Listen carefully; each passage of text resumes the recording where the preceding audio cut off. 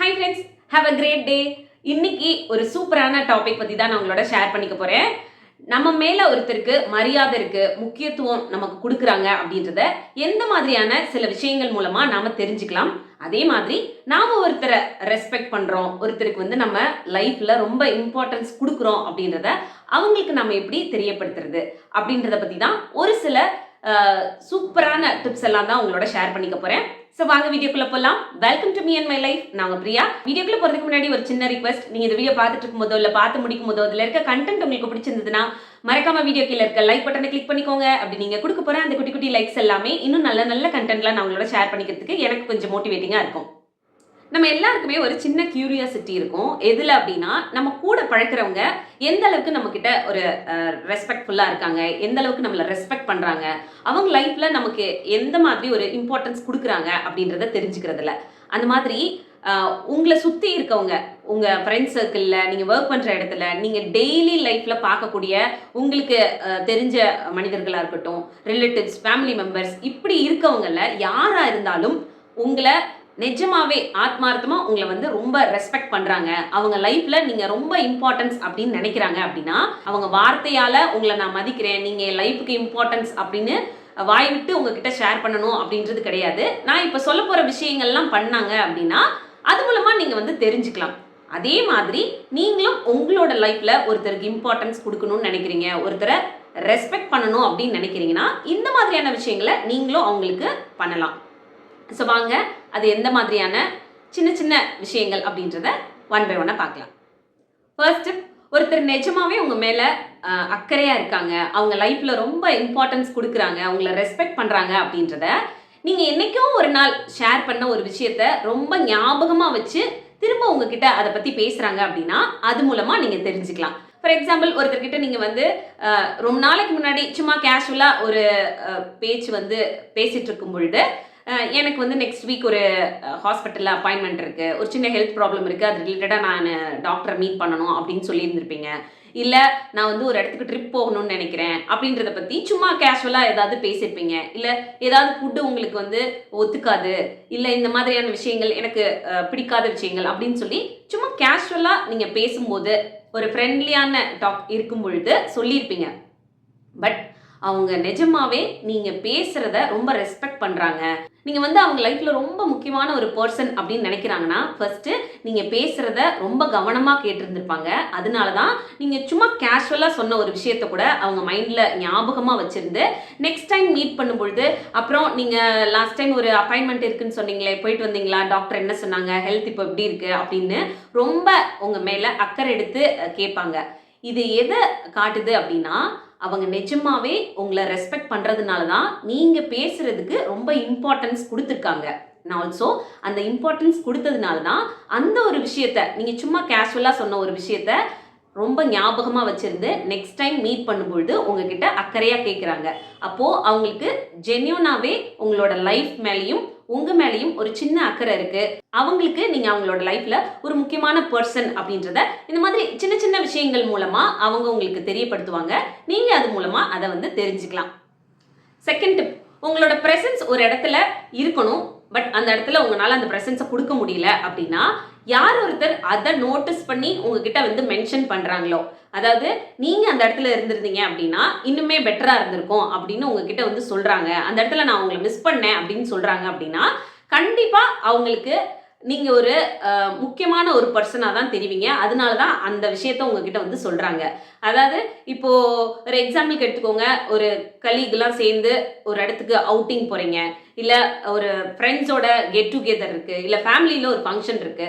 அந்த ஒரு டைம்ல அந்த ஈவெண்ட்ல உங்களால பார்ட்டிசிபேட் பண்ண முடியல, இல்ல உங்களோட பிரசன்ஸை அந்த இடத்துல கொடுக்க முடியாம போயிடுது அப்படின்னா அந்த ஈவெண்ட் முடிஞ்சதுக்கு அப்புறம் யார் ஒருத்தர் அந்த இடத்துல நீங்க இல்லாதது அவங்களுக்கு ரொம்ப மிஸ் பண்ண மாதிரியான ஒரு ஃபீல் இருந்துச்சு, நீங்க இருந்திருந்தா இன்னுமே நான் ரொம்ப ஹாப்பியா ஃபீல் பண்ணியிருப்பேன், நீங்க இருந்திருந்தா அந்த எனர்ஜி லெவல்லே வேற மாதிரி இருந்திருக்கும், அந்த வைப்பே வேற மாதிரி இருந்திருக்கும் அப்படின்னு சொல்லி உங்களை மிஸ் பண்ணதை அவங்க ஏதோ ஒரு விதத்துல உங்ககிட்ட தெரியப்படுத்துறாங்களோ, அவங்க ஜென்யூனாவே உங்க மேல ரொம்ப அக்கறையான ஒரு பர்சனா தான் இருப்பாங்க.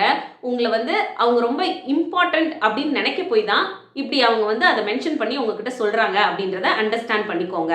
ஏன்னா பொதுவா இந்த மாதிரி ஒரு விஷயம் நடக்கும்பொழுது மற்றவங்களா இருந்தாங்க அப்படின்னா என்ன சொல்லுவாங்க, அந்த ஈவெண்ட்ல இந்த விஷயம்லாம் நடந்துச்சு, அந்த ஈவெண்ட் இப்படி இருந்துச்சு, அதுல இப்படிலாம் நாங்க என்ஜாய் பண்ணோம் அப்படின்னு சொல்லி அங்க நடந்த விஷயங்களை பத்தி மட்டுமே தான் சொல்லுவாங்க. ரொம்ப சிலர் மட்டும்தான் அந்த ஈவெண்ட்ல நீங்க இல்லாதது எனக்கு ரொம்ப மிஸ் பண்ண மாதிரி இருந்துச்சு, அங்க இருந்திருந்தா இன்னும் ஹாப்பியா இருந்திருக்கும் அப்படின்னு உங்களை சம்பந்தப்பட்ட ஏதாவது ஒரு விஷயத்த மென்ஷன் பண்ணி சொல்றாங்க அப்படின்னா கண்டிப்பா அவங்களோட லைஃப்ல நீங்க ரொம்ப முக்கியமான ஒரு நபர் அப்படின்றத இந்த மாதிரி ஒரு சின்ன விஷயங்கள் மூலமா நீங்க தெரிஞ்சுக்கலாம்.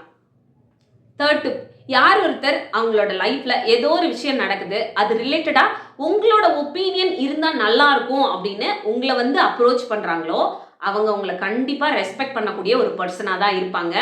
ஏன்னா அவங்களுக்கு வந்து உங்களோட ஒப்பீனியன் அப்படின்றது ரொம்ப இம்பார்ட்டண்டா தெரியும். அண்ட் ஆல்சோ உங்களோட தாட்ஸா இருக்கட்டும், அந்த விஷயத்துல உங்களோட வே ஆஃப் திங்கிங்கா இருக்கட்டும், இல்ல அந்த விஷயத்தை நீங்க பார்க்குற விதமா இருக்கட்டும், எல்லாமே கொஞ்சம் டிஃபரெண்டா தெரிஞ்சிருக்கும்.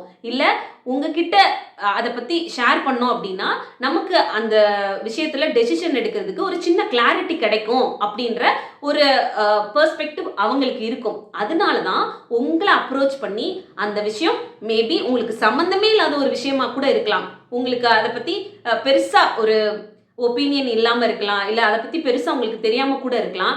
ஆனாலும் உங்ககிட்ட அந்த விஷயத்த சொல்லி அதுல உங்களோட ஒப்பீனியன் என்ன அப்படின்றத அவங்க தெரிஞ்சுக்கணும்னு நினைக்கிறாங்கன்னா அவங்க நிஜமாவே உங்களை ரொம்ப ரெஸ்பெக்ட் பண்ணக்கூடிய ஒரு பர்சனா தான் இருப்பாங்க. அதனால மட்டும்தான் அந்த விஷயம் உங்களுக்கு சம்மந்தம் இல்லாததா இருந்தா கூட அவங்க லைஃப்ல நீங்க ஒரு முக்கியமான ஒரு பர்சன், அவங்க மதிக்கக்கூடிய ஒரு பர்சன்ல நீங்களும் ஒரு ஆள் அப்படின்றதுனால தான் உங்ககிட்ட அது சம்பந்தமான ஒப்பீனியனை வந்து உங்களை அப்ரோச் பண்ணி கேட்குறாங்க.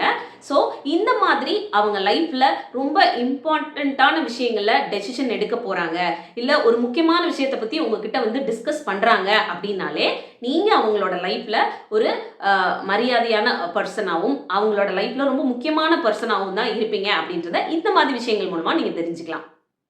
ஃபோர்த் டிப், நீங்க ஒரு இடத்துல இல்லாதப்போ உங்களை யாராவது கிரிட்டிசைஸ் பண்ணி பேசுறாங்க, மிஸ் அண்டர்ஸ்டாண்ட் பண்ணி பேசிக்கிறாங்க, இல்ல உங்களை பத்தி ஏதாவது தப்பா ஒரு விஷயத்த சொல்லிடுறாங்க அப்படின்னா அங்க இருக்கக்கூடிய ஆட்கள்ல யார் ஒருத்தர் நீங்க அந்த இடத்துல இல்லைன்னு தெரிஞ்சும் உங்களுக்காக அந்த இடத்துல நிக்கிறாங்களோ, உங்களுக்காக பேசுறாங்களோ, உங்களுக்காக சப்போர்ட் பண்ணி இல்ல உங்களை கிரிட்டிசைஸ் பண்ணி பேசுறவங்க, மிஸ் அண்டர்ஸ்டாண்ட் பண்ணி பேசுறவங்கள டிஃபெண்ட் பண்ணி பேசுறாங்களோ அவங்க கண்டிப்பா உங்களை வந்து அவங்க லைஃப்ல ரொம்ப முக்கியமான ஒரு பர்சனா நினைச்சிருப்பாங்க, உங்களை ரொம்ப பிடிச்சவங்களா இருப்பாங்க, இல்ல உங்களை வந்து ரொம்ப ரெஸ்பெக்ட் பண்றவங்களா இருப்பாங்க. அதனால மட்டும்தான் நீங்க அந்த இடத்துல இல்லைன்னு தெரிஞ்சும் கூட யாராவது ஒருத்தர் உங்களை பத்தி அப்படி பேசும்பொழுது அதை டிஃபெண்ட் பண்ணி உங்களுக்கு ஒரு அட்வொகேட்டாவே மாறி வாதாட ஆரம்பிச்சிருவாங்க. நீங்க நினைக்கிற மாதிரி அவங்க கிடையாது, நீங்க கிரிட்டிசைஸ் பண்ணது தப்பு, அவங்க இந்த மாதிரியான ஒரு பர்சன் அப்படின்னு சொல்லி நீங்க அந்த இடத்துல இல்லைன்னா கூட உங்களுக்காக அவங்க வந்து அந்த இடத்துல பேசுவாங்க.